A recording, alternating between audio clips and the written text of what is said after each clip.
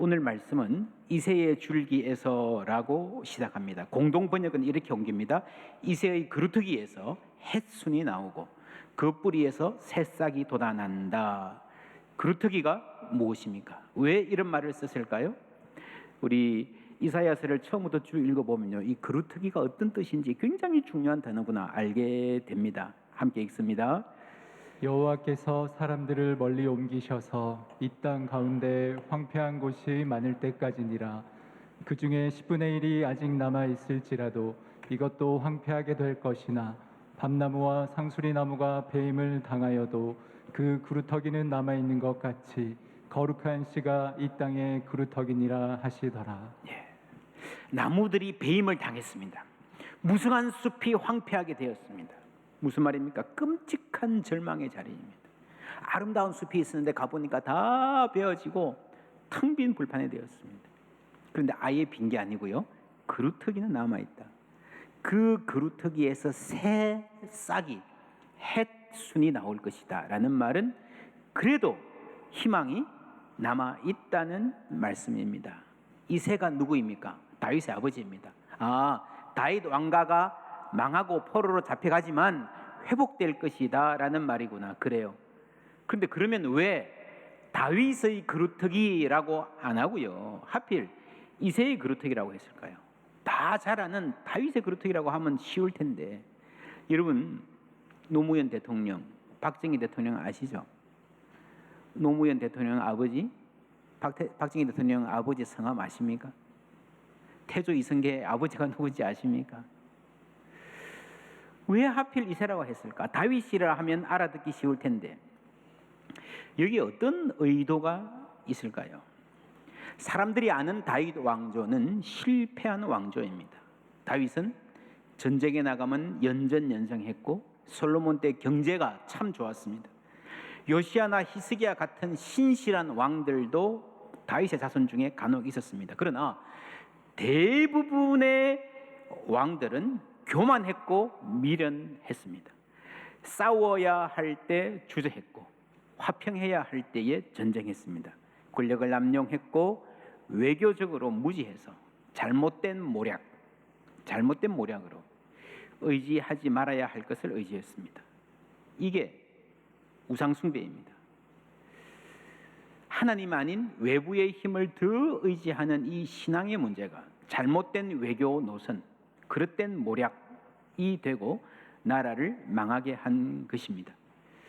우상숭배는 꼭 우상신상을 갖다 놓고 절하는 것만이 아닙니다. 하나님 아닌 강대국을, 하나님 아닌 자신의 판단과 책략을, 하나님 아닌 돈을, 내 권력을 더 의지하는 것 우상숭배입니다. 그래서 정치와 외교, 경제 모두가 궁극적으로는 신앙의 문제입니다. 하나님과의 관계가 잘못되면 모든 것이 잘못되는 것입니다. 그래서 나라가 만신창이가 되었습니다. 이러다가 나라 망한다가 아니라 이렇게 하고도 아직 망하지 않은 게 신기할 정도였습니다. 이 현상에 망해야 되는데 망하지 않고 있는 이 나라, 이 상태에 소위 예루살렘 불패 신화라는 문제가 생겼습니다. 우리는 안 망한다? 하나님이 우리 편이시니. 여러분, 그러려면요, 하나님이 우리 편이다라고 말하려면 최소한 우리가 하나님 편에 서려는 노력을 해야 되잖아요. 그런 노력 없이 안일하고 방자했습니다. 교만이 있었습니다. 이 예루살렘 불패 신화의 중심에는요, 다윗 왕조 불패 신화가 있었습니다. 여러분, 이것도 이해가 됩니다. 이 나라가 북과 남으로 나뉘었잖아요. 북왕조는요, 끊임없이 갈립니다. 완전히 멸문지화 당하고 다른 가문이 와서 왕이 되는 일이 엎치락뒤치락 계속해서 이어지잖아요. 그런데 남왕국은 좀 불안한 때는 있었지만 한 번도 흐트림 없이 다윗의 자손이 계속해서 내려갑니다. 우리는 특별해. 우리에게는 하나님의 특별한 은혜와 돌보심이 있어. 맞아요. 근데 그게 어떤 의미인가? 어떤 의미여야 하는가? 이새의 그루터기라는 말은요, 다윗의 자손, 그 왕들의 면면을 보지 말고 다윗의 자손들이 망쳐놓은 이 나라를 보지 말고 본래 처음에 다윗을 선택해서 세우신 하나님을 보라는 말입니다. 그러면 이런 질문을 할 것입니다. 다윗은 훌륭한데 자손들이 망쳐놓은 거 아닙니까? 물론 다윗도 훌륭하지요. 그러나 오점이 있었습니다. 심각한 범죄를 저질렀습니다. 수신제가 지국평천하라고 한다면 수신도 못하고 제가에도 실패했습니다. 그래서 이새에게로 가는 겁니다. 여러분, 다윗 왕가가 일어나는 이야기는요, 사무엘 상하에 소상히 기록되어 있습니다. 시작할 때에 한나의 기도가 나옵니다. 유명한 기도죠. 이 사무엘을 임신했을 때 사무엘을 낳고 드리는 기도죠. 여러분, 사무엘상 2장에 나오는 말씀 다 같이 읽습니다. 여호와는 죽이기도 하시고 살리기도 하시며 쏠에 내리게도 하시고 거기에서 올리기도 하시는도다. 여호와는 가난하게도 하시고 부하게도 하시며 낮추기도 하시고 높이기도 하시는도다. 가난한 자를 진토에서 일으키시며 빈궁한 자를 거름더미에서 올리사 귀족들과 함께 앉게 하시며 영광의 자리를 차지하게 하시는도다. 아멘. 여러분, 가난하게 하시고 부하게 하시고 사람을 낮추기도 하시고 높이기도 하시는 분은 하나님이신 줄 믿습니다. 이 말씀이요, 이 찬송이 사무엘 상하 전체를 이끌어가는 주제입니다. 이 찬송이 신약에 와서 이 마리아의 찬송으로 약간 바뀌어서 똑같이 등장합니다. 예수님의 탄생과도 깊은 관련이 있는 굉장히 중요한 찬송입니다. 하나님은 빈궁한 자를 그름더미에서 올리셔서 귀족들과 함께 앉히신다. 여러분, 다윗의 이야기 아닙니까? 그름더미에서 영광의 자리를 차지하게 하신다. 귀족들도 전부 다 그 앞에서 머리를 조아리는 자리에 하나님이 올려주셨습니다. 그름더미에 살던 가문이 왕가가 되었습니다. 그런데 이제 다시 이새를 말하는 것은요, 그 그름더미 시대로 돌아가는 거예요. 실망스럽습니까? 너무하십니까? 아닙니다. 그름더미에 있던 이새의 집안을 왕가로 만드신 분이 하나님이시라는 것을 기억한다면, 지금 나라꼴이 아무리 이렇게 되었어도, 지금 이 가문이 그렇게 망가졌어도 하나님께서 살아서 역사하신다는 것을 믿기만 한다면 희망이 있는 거예요. 할렐루야. 다윗, 그 빛나고 찬란한 인간의 이름이 아니라 이제 초라한 이름으로 되돌아가는 것이요, 희망이에요. 사람은 망쳤지만 하나님은 바로잡으실 수 있습니다. 막다른 골목에서도 하나님은 길을 내시는 분입니다. 이사야가 전하는 하나님, 광야에 길을 만드시고 사막에 생수의 강이 흐르게 하시는 하나님, 할렐루야. 예, 어떻게 그 희망을 만들어 가시는가? 2절 말씀 함께 읽습니다. 그의 위에 여호와의 영 곧 지혜와 총명의 영이요 모략과 재능의 영이요 지식과 여호와를 경외하는 영이 강림하시리니. 아멘. 성령을 주시는 거예요. 성령. 이것은 우리가 잘 알듯이 궁극적으로 예수님에 대한 예언입니다. 그렇지만 본래의 초점은 이상적인 왕, 아이디얼 킹에 대한 예언이에요. 어떤 왕이 이 나라를 좋은 나라 만들 수 있을까 하는 그 애타는 백성들의 염원에 대한 하나님의 대답으로 주어진 예언입니다. 결국 이상적인 왕, 하나님의 통치를 실현할 인간 왕을 기다리는 백성의 염원 속에서 이 예언이 선포되고 그 궁극적인 대답으로 하나님이신 예수님이 메시아로 오신 거예요. 그래서 여러분, 이 이사야서를 잘 읽으려면 이 두 가지를 함께 봐야 됩니다. 예수님에 대한 예언이구나, 그리고 이게 당시의 사회 속에서 선포되어진 왕에 대한 말이구나 하는 둘을 같이 볼 수 있어야 됩니다. 그 왕은 어떤 왕입니까? 지혜와 총명, 모략이 없어서 엉뚱한 짓 했잖아요. 그리고 지식과 여호와를 경외하는 성령 충만한 왕입니다. 여러분, 사무엘상을 쭉 읽어보시면요, 지도자를 세우는 일과 성령 강림은 아주 관련이 깊습니다. 사울에게도 성령이 임한 적이 있잖아요. 다윗이 왕이 된 것은, 다윗이 좋은 왕이 될 수 있었던 것은요, 성령 충만해서 세움을 받았기 때문입니다. 그런데 다윗 왕조의 후세의 왕들은 성령의 임재를 상실했습니다. 신약성경 갈라디아서에 이런 말 나옵니다. 함께 읽습니다. 너희가 이같이 어리석으냐 성령으로 시작하였다가 이제는 육체로 마치겠느냐. 예, 기가 막힌 말이죠. 여러분, 이 말은 1차적으로 갈라디아에 있는 성도들을 향해서 한 말이지만 그대로 다윗 왕조에 적용되는 말입니다. 하나님이 그 왕조를 여신 것은 그름더미에 있는 사람을 들어 올리셔서 성령 충만하게 해서 하나님의 영으로 다스릴 왕을 세우신 건데, 성령으로 시작했다가 육체로 마친 거예요. 언제부터 잘못되었는가? 어느 왕 때부터 삐끗했는가? 여러분, 다윗이 범죄하고 나서 이렇게 기도했습니다. 하나님이여, 내 속에 정한 마음을 창조하시고 내 안에 정직한 뭐를요? 영을 새롭게 하소서. 영의 문제입니다. 나를 주 앞에서 쫓아내지 마시며 뭐라고요? 주의 성령을 내게서 거두지 마소서. 여러분, 이게 가장 간절한 핵심적인 탄원입니다. 주의 성령을 거두지 마소서. 이거는요, 이 다윗 왕의 기도가 단순히 개인적인, 내가 개인적으로 잘못했으니까 하나님 나 좀 용서해 주세요, 그런 말을 훨씬 넘어서는 굉장히 중요한 의미가 있습니다. 이 시를 쭉 읽어 내려가면요, 51장 18절에 주의 은택으로 시온의 선을 행하시고 예루살렘 성을 쌓으소서. 여러분, 성을 누가 쌓습니까? 나라를 누가 세우시고 누가 지키십니까? 아무리 든든히 서 있는 것 같아도 폐역하면 무너지는 거예요. 순식간에 무너지는 거예요. 그 중심에 있는 왕이 성령 충만하지 않으면요, 나라의 앞일을 보장할 수가 없다는 거예요. 그래서 이 회개의 시편에서 다윗의 가장 간절한 기도가 주여 주의 성령을 내게서 거두지 마소서. 똑같은 기도가 그 자손들을 향해서 하나님 우리 자손들이 성령의 사람 되게 해 주시옵소서 하는 기도인 거예요. 그럴 때에 하나님이 예루살렘 성을 지키실 줄 믿습니다. 여러분, 우리 가정을 지키는 분도 하나님이신 줄 믿습니다. 그 은혜가 성령 하나님의 영에 있습니다. 그래서 범죄했던 다윗이 가장 두려워했던 것은요, 왕인 나에게서 성령을 거두시는 것입니다. 그러면 어두워지는 거예요. 자기 모략을 의지하다가 망하는 거예요. 오늘 이 말씀은 성령 충만한 왕이라면 나라를 어떻게 다스릴까 하는 말입니다. 3절 함께 읽습니다.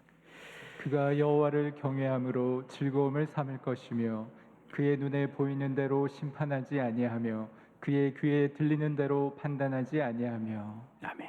여러분, 성령이 임하면요, 하나님을 경외합니다. 하나님을 경외하는 것을 즐거워합니다.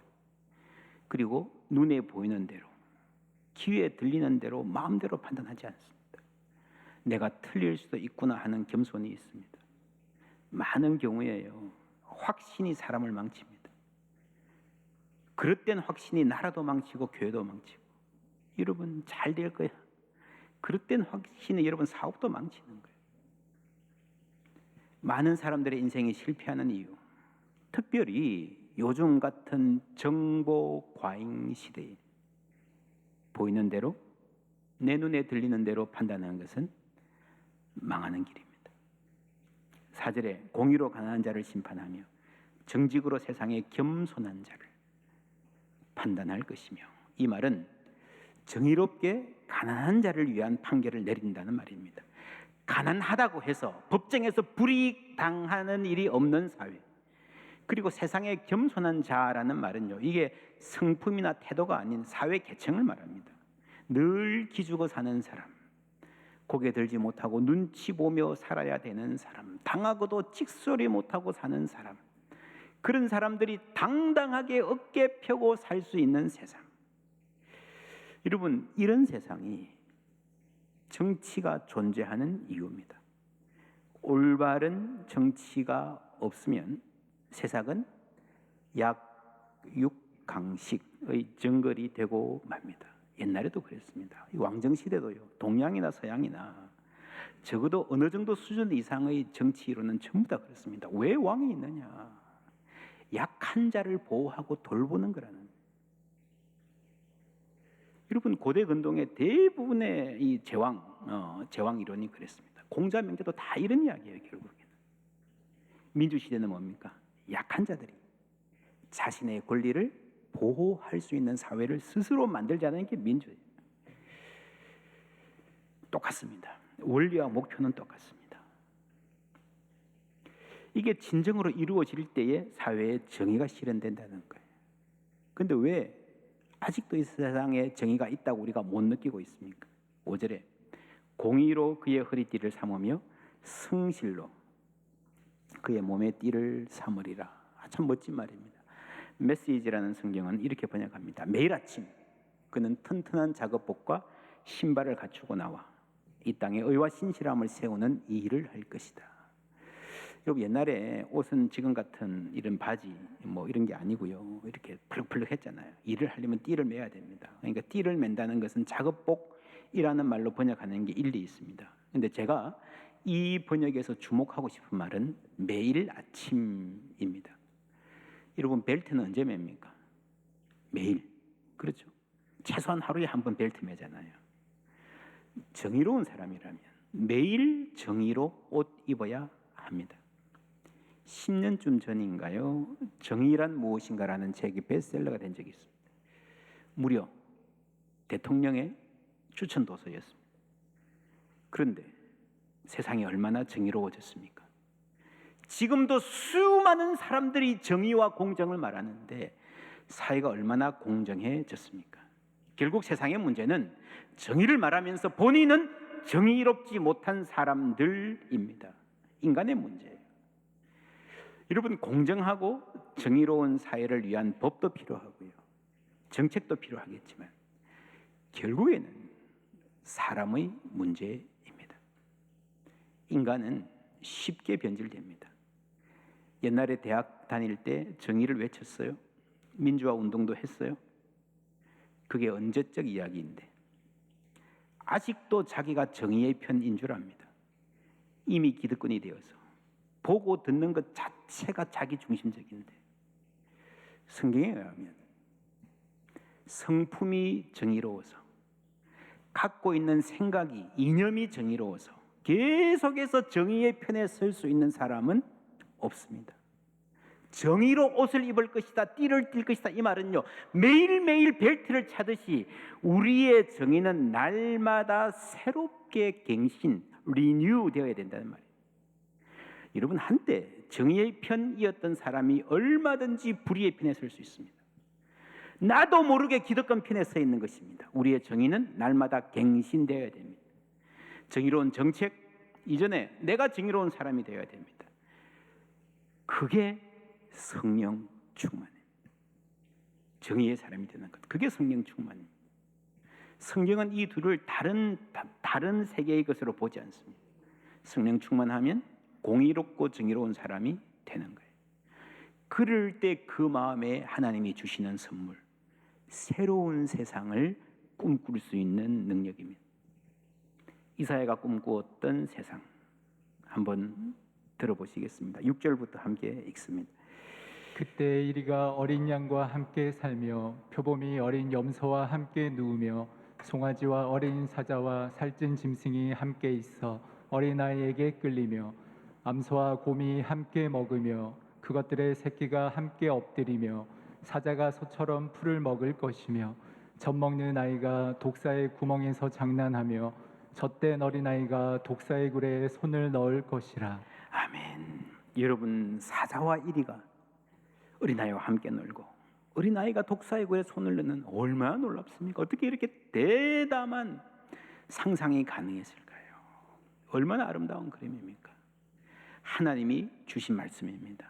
저는 이거를 읽으면 마틴 루터 킹의 상상력이 떠오릅니다. 나에게는 꿈이 있습니다. 언젠가는 조지아의 붉은 언덕 위에 옛 노예의 후손들과 옛 주인의 후손들이 형제애의 식탁에 함께 둘러앉는 날이 오리라는 꿈입니다. 나에게는 꿈이 있습니다. 언젠가는 불의의 열기에, 억압의 열기에 신음하는 저 미시시피주마저도 자유와 평등의 오아시스로 변할 것이라는 꿈입니다. 나에게는 꿈이 있습니다.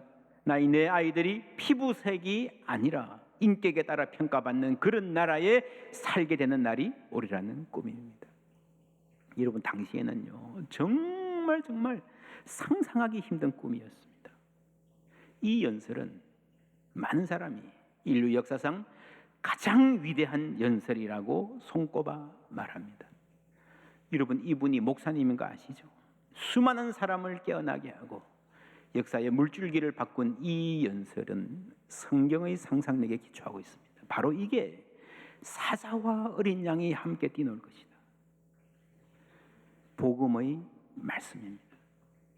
1914년 1차 대전 초반에 벨기에에서 있었던 일입니다. 영국군과 독일군이 참호를 파고 대치하고 있습니다. 불과 100m 정도 가까운 상황에서 지리한 전투가 계속되는, 대치 상황이 계속되는 상황에서 크리스마스 이브를 맞았습니다. 병사들이 고요한 밤 거룩한 밤 찬송을 부르는데 거리가 가까우니까 서로 들리는 거예요. 그게 그때 이를 경험한 사람이 어머니에게 보낸 편지입니다. 또 다른 편지에는 이렇게 쓰고 있습니다. 몇 시간 전만 해도 서로를 죽이려고 했던 사람들이, 수백 명이 넘는 그러한 사람들이 서로를 향해 웃고 악수를 나누기 시작했어. 여러분, 이것이 크리스마스입니다.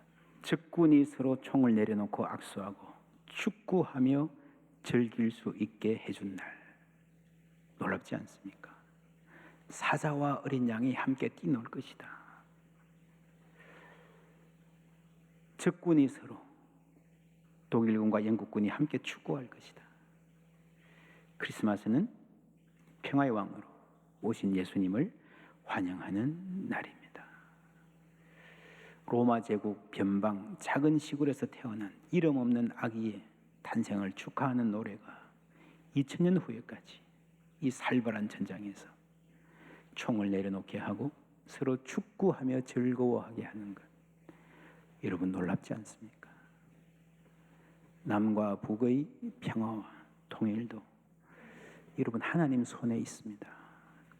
복음의 상상력, 평화의 상상력을 가진 사람들이 기도하고 함께 소망할 수 있습니다.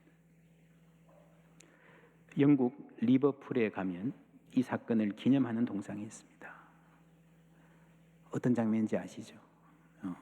영국군과 독일군이 악수하고 축구하는. 그런데 이 동상이 있는 위치가 어떤 시청이나 기차역이 아니라 교회라는 게 중요합니다. 교회의 마당. 이 평화의 사건을 기념하는 교회. 이 교회를 찾아보니까요, 별명이 The Bombed Out Church, 폭격당한 교회입니다. 1832년에 세워진 Saint Luke Church at Liverpool, 아주 아름다운 건물입니다.